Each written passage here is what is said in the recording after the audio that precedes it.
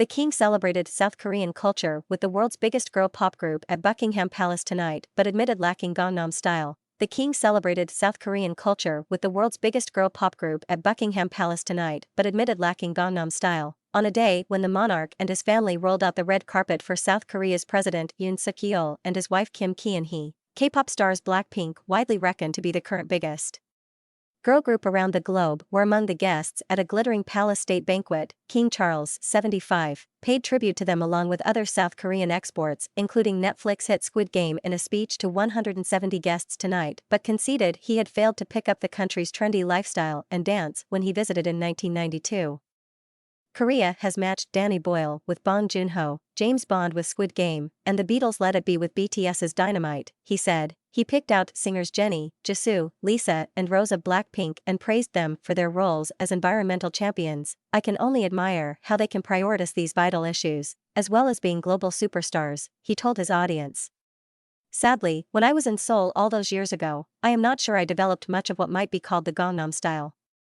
Charles trod diplomatically when mentioning that one and only official visit to South Korea in November 1992, when he and Princess Diana were so visibly unhappy they were nicknamed the Glums.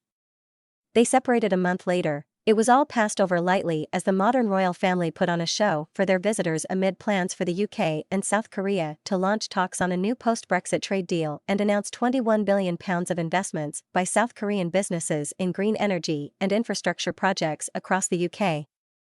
At the banquet, Queen Camilla wore a red velvet dress by Fiona Clare and the late Queen's ruby and diamond Burmese tiara. The Princess of Wales, meanwhile, turned heads, wearing the late Queen Mother's Strathmore rose tiara for the first time, a white Jenny Packham gown, and earrings that belonged to the late Queen. Earlier, she was the epitome of style, exiting her car in a bespoke Catherine Walker cape and coat and Jane Taylor hat as she and Prince William accompanied the President and First Lady to a traditional ceremonial welcome, full of pomp and pageantry, on Horse Guards Parade. The two countries are marking the 70th anniversary of the end of the Korean War, and in his speech last night the king paid tribute to those who served in the conflict.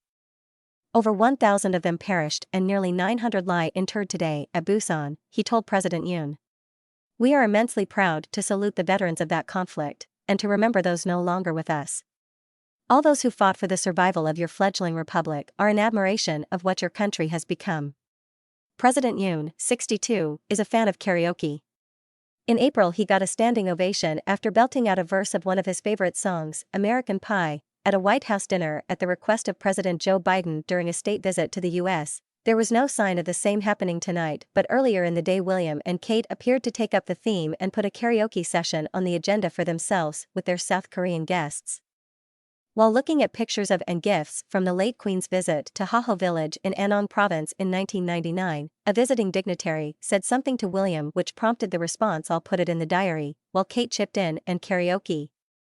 It was not clear what the initial comment was. They toured the exhibition in the Buckingham Palace Picture Gallery after a private lunch in the Blue Drawing Room, where there was a flurry of activity as guests